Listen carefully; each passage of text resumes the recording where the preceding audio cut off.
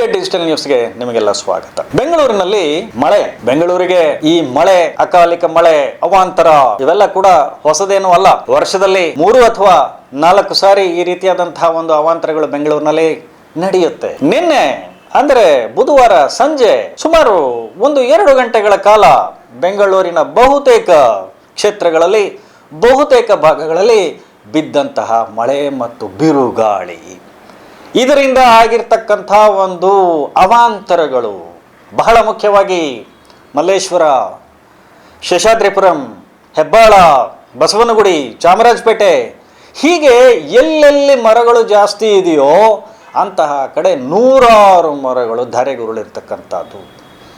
ಮರಗಳು ಯಾವ ರೀತಿ ರಸ್ತೆಗಳಲ್ಲಿ ಉರುಳಿ ಬಿದ್ದಿದೆ ಅಂತಕ್ಕಂಥದ್ದನ್ನು ನಾವು ನೋಡಿದರೆ ಇದು ಎಲ್ಲೋ ಒಂದು ರೀತಿಯಲ್ಲಿ ಯುದ್ಧ ಭೂಮಿಯಲ್ಲಿ ಹೆಣಗಳು ಉರುಳುತ್ತಾ ಅಂತಕ್ಕಂಥ ರೀತಿಯಲ್ಲಿ ನಿನ್ನೆ ಮರಗಳು ಸುಮಾರು 5-6 ಗಂಟೆಯವರೆಗೆ ಆಗಿರ್ತಕ್ಕಂಥ ಅವಾಂತರಗಳನ್ನು ಕೂಡ ನಾವಿಲ್ಲಿ ಗಮನಿಸಬೇಕಾಗತ್ತೆ. ಬೆಂಗಳೂರಿನಲ್ಲಿ ಯಾಕೆ ಈ ರೀತಿಯಾದಂಥ ಒಂದು ಅವಾಂತರಗಳಾಗುತ್ತೆ ಅನ್ನೋದಕ್ಕೆ ಬಹಳಷ್ಟು ಕಾರಣಗಳು ಕೂಡ ಇದೆ, ಇಲ್ಲ ಅಂತಲ್ಲ. ಗಾರ್ಡನ್ ಸಿಟಿ ಅಂತ ಹೇಳ್ತೇವೆ. ಈ ಗಾರ್ಡನ್ ಸಿಟಿನಲ್ಲಿ ಮರಗಳಿವೆ, ಕೆಲವು ಪ್ರದೇಶಗಳಲ್ಲಂತೂ ಹೆಚ್ಚಿನ ಮರಗಳಿವೆ, ಹಳೆಯ ಮರಗಳಿವೆ. ಈ ಹಳೆಯ ಮರಗಳಿಗೆ ಸರಿಯಾದಂಥ ಒಂದು ರಕ್ಷಣೆ ಕೊಡಬೇಕಾಗಿತ್ತು. ಹಳೆಯ ಮರಗಳನ್ನು ಒಂದು ವೇಳೆ ಅದನ್ನು ಕತ್ತರಿಸಿ ಅಥವಾ ಅದನ್ನು ಸ್ಥಳಾಂತರ ಮಾಡಬೇಕಾಗಿದ್ದರೆ ಇದು BBMP ಅವರ ಒಂದು ಜವಾಬ್ದಾರಿ ಕೂಡ ಹೌದು. ಆಗಾಗ್ಗೆ ಮೇಲಿಂದ ಮೇಲಕ್ಕೆ ಬೆಸ್ಕಾಂನವರು ಮತ್ತು ಬೇರೆ ಇವರು ಇಲಾಖೆಯವರು ಬಂದು ಅದನ್ನು ಕಟ್ ಮಾಡಿದ್ರು ಕೂಡ ಮಲ್ಲೇಶ್ವರ ಮತ್ತು ಶೇಷಾದ್ರಿಪುರಮದಲ್ಲಿ ಬಿದ್ದಿರ್ತಕ್ಕಂಥ ಮರಗಳ ಒಂದು ಇದನ್ನು ನೋಡಿದಾಗ ರೋಡಿಗೆ ಅಡ್ಡಡ್ಡವಾಗಿ ಬುಡ ಸಹಿತ ದೊಡ್ಡ ದೊಡ್ಡ ಮರಗಳು ರಸ್ತೆಗಳಿಗೆ ಅಡ್ಡವಾಗಿ ಬಿದ್ದಿದೆ ಅಂತ ಹೇಳಿದಾಗ ಇದರ ಬಗ್ಗೆ BBMP ಅವರು ಯಾಕೆ ಕಾಳಜಿ ವಹಿಸಲಿಲ್ಲ ಅಂತಕ್ಕಂಥದ್ದು ಪ್ರಶ್ನೆ. ಇಂಥ ಮರಗಳ ಬಗ್ಗೆ ಹಿಂದೆ ಹೈಕೋರ್ಟಿನ ನ್ಯಾಯಾಧೀಶರಾಗಿದ್ದಂತಹ MF ಸಲ್ಡಾನಾ ಅವರು ಒಂದು 3-4 ಒಂದು ಜಡ್ಜ್ಮೆಂಟ್ಸ್ ಕೊಟ್ಟಿದ್ರು ಅಂತಕ್ಕಂಥದ್ದು.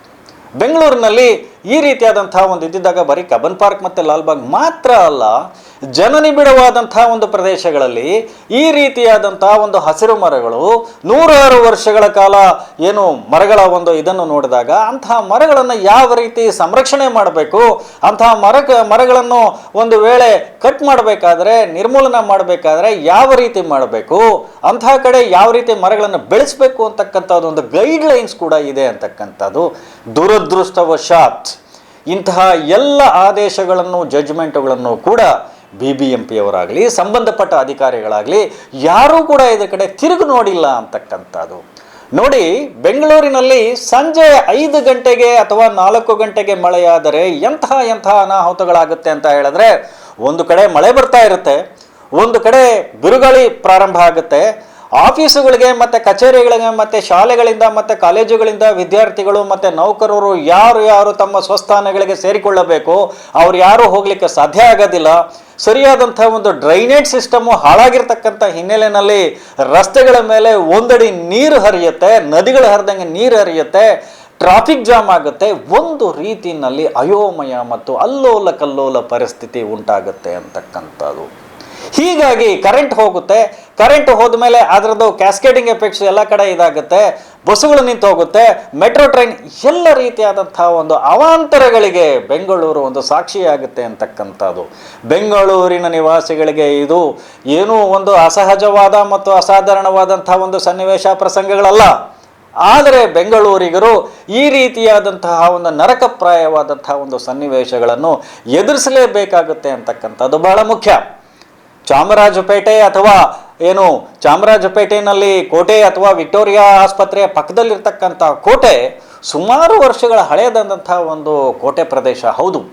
ಆ ಕೋಟೆ ಪ್ರದೇಶಕ್ಕೆ ಅಂಟಿಕೊಂಡು ಯಾರೋ ಸಣ್ಣ ಬಡ ಅಂಗಡಿ ವ್ಯಾಪಾರಿಗಳು, ಸಣ್ಣ ವ್ಯಾಪಾರಿಗಳು ಅಲ್ಲಿ ವ್ಯಾಪಾರ ಮಾಡ್ತಾ ಇದ್ದಾರೆ, ನಿಜ. ಅಲ್ಲಿನ ಒಂದು ಕೋಟೆ ಅದು ಯಾವಾಗಲೂ ಮಣ್ಣಿನಿಂದ ಕಟ್ಟಿರ್ತಕ್ಕಂಥದ್ದು. ಸ್ವಲ್ಪ ಮಳೆಯಾದರೂ ಕೂಡ ಆ ಮಣ್ಣು ಸಡಿಲಗೊಂಡು ಆ ಮಣ್ಣಿನ ಜೊತೆಗೆ ಸೇರಿರ್ತಕ್ಕಂಥ ದೊಡ್ಡ ದೊಡ್ಡ ಕಲ್ಲುಗಳು ಕೆಳಗೆ ಬಿದ್ದರೆ ಏನಾಗುತ್ತೆ ಅಂತಕ್ಕಂಥ ಈ ಪ್ರಶ್ನೆಯನ್ನು ನಿನ್ನೆ ಮುಖ್ಯಮಂತ್ರಿ ಸಿದ್ದರಾಮಯ್ಯನವರು BBMPಯ ಚೀಫ್ ಇಂಜಿನಿಯರ್ ಕೇಳ್ತಾರೆ. ಇದು ನಿನ್ನ ಜವಾಬ್ದಾರಿ ಅಲ್ವಾ ಅಂತಕ್ಕಂಥದ್ದನ್ನು ಕೇಳ್ತಾರೆ. ಹೌದು, ಇವೆಲ್ಲವೂ ಕೂಡ ಇದ್ದಾಗ ಇದಕ್ಕೆ ಪ್ರಿಕಾಷನರಿ ಮೆಷರ್ಸ್ ನಾವು ಯಾವಾಗಲೂ ಅಷ್ಟೇ ಬಾವಿ ತೋಡೋದು ನಮಗೆ ಬಾಯಾರಿಕೆಯಾದಾಗಲೇ, ಬಾವಿ ತೋಡ್ತಕ್ಕಂಥ ಪ್ರಯತ್ನಗಳೆಲ್ಲ ನಡೀತಕ್ಕಂಥದ್ದು ಬಾಯಾರಿಕೆ ಆದಾಗಲೇ. ಇಷ್ಟೆಲ್ಲ ಅವಾಂತರಗಳಾದರೂ ಕೂಡ ಇವತ್ತಿಗೂ ಕೂಡ ಬೆಂಗಳೂರಿನಲ್ಲಿ ಈ ರೀತಿಯಾದಂಥ ಸುರಕ್ಷಿತವಾದಂತಹ ಕ್ರಮಗಳು ತೆಗೆದುಕೊಳ್ಳೋದಕ್ಕೆ ಸಂಬಂಧಪಟ್ಟ ಅಧಿಕಾರಿಗಳಿಂದ ಸಾಧ್ಯ ಆಗ್ತಾ ಇಲ್ಲ. ಹಾಗಾಗಿ ನಾವಿವತ್ತು ಏನು ಲೋಕಾಯುಕ್ತರು ಇದನ್ನು ಒಂದು ಸುಮೋಟೋ ಪ್ರಕರಣ ತೆಗೆದುಕೊಂಡಿದ್ದಾರೆ, ಸ್ವಪ್ರೇರಣೆಯಿಂದ ಇವತ್ತು ತನಿಖೆ ಪ್ರಾರಂಭಿಸಿದ್ದಾರೆ, ದೂರನ್ನು ದಾಖಲಿಸಿಕೊಂಡಿದ್ದಾರೆ ಲೋಕಾಯುಕ್ತರು. 5 GBA ಕಮಿಷನರ್ಗಳಿಗೆ ಮತ್ತು ಚೀಫ್ ಸೆಕ್ರೆಟರಿ ಶಾಲಿನಿ ರಜನೀಶ್ ಅವರಿಗೆ ಅವರು ನೋಟಿಸ್ ಕೂಡ ಇಶ್ಯೂ ಮಾಡಿದ್ದಾರೆ ಅಂತಕ್ಕಂಥದ್ದು ಬಹಳ ಮುಖ್ಯವಾಗುತ್ತೆ. ಇದನ್ನು ನಿಜವಾಗಲೂ ಕೂಡ ಲೋಕಾಯುಕ್ತರು ಈ ಸಂದರ್ಭದಲ್ಲಿ ಒಂದು ಸ್ವಪ್ರೇರಣೆಯಿಂದ ಈ ದೂರನ್ನು ದಾಖಲು ಮಾಡಿರ್ತಕ್ಕಂಥದ್ದನ್ನು ನಾವಿಲ್ಲಿ ಸ್ವಾಗತಿಸಬೇಕಾಗುತ್ತೆ. ಲೋಕಾಯುಕ್ತರು ಈ ಕ್ಷಣದಲ್ಲಾದರೂ ಕೂಡ ಸಾರ್ವಜನಿಕ ಹಿತದೃಷ್ಟಿಯಿಂದ ಈ ಎಲ್ಲ ಒಂದು ಕಾರಣಗಳನ್ನು ಅವರನ್ನು ಏನು ಇದಕ್ಕೆ ಈ ರೀತಿಯಾದಂಥ ಒಂದು ಇದಕ್ಕೆ ಏನಾಯಿತು ಅಂತಕ್ಕಂಥದ್ದನ್ನು ಕಾರಣಗಳನ್ನು ಬೊಟ್ಟು ಮಾಡಿ ಮತ್ತು ಸಂಗ್ರಹಿಸಿ ಇದಕ್ಕೆ ಕಾರಣಕರ್ತರು ಯಾರಿದ್ದಾರೆ, ಯಾಕೆ ಈ ರೀತಿ ಆಗ್ತಾ ಇದೆ ಅಂತಕ್ಕಂಥದ್ದನ್ನು ಅವರು ಸಂಪೂರ್ಣವಾದಂಥ ಒಂದು ತನಿಖೆ ಮಾಡಿ, ಲೋಕಾಯುಕ್ತರಿಗೆ ಎಲ್ಲ ಅಧಿಕಾರಗಳಿವೆ.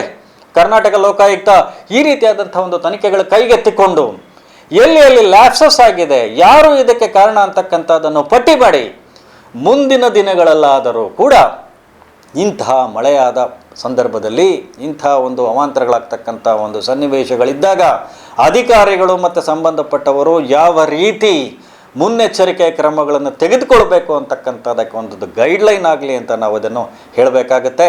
ಪ್ರಾಯಶಃ ಮುಂದಿನ ದಿನಗಳಲ್ಲಾದರೂ ನಾವು ಬೆಂಗಳೂರಿನಲ್ಲಿ ಈ ರೀತಿಯಾದಂಥ ಒಂದು ಅವಾಂತರಗಳು ಆಗದೇ ಇರತಕ್ಕಂಥ ರೀತಿಯಲ್ಲಿ BBMP ಇರಬಹುದು ಅಥವಾ ಅಧಿಕಾರಿಗಳು ಯಾರೇ ಇರಬಹುದು ಯಾವ ರೀತಿಯಾದಂಥ ಒಂದು ಕ್ರಮ ತೆಗೆದುಕೋಬೇಕು ಅಂತಕ್ಕಂಥದ್ದನ್ನು ನಾವು ಮುಂದೆ ಕಾದು ನೋಡಬೇಕಾಗುತ್ತೆ. ವೀಕ್ಷಕರೇ, VK digital news YouTube channel ಅನ್ನು ಲೈಕ್ ಮಾಡಿ, ಸಬ್ಸ್ಕ್ರೈಬ್ ಮಾಡಿ ಮತ್ತು ಹೆಚ್ಚಿನ ಜನರಿಗೆ ಶೇರ್ ಮಾಡಿ.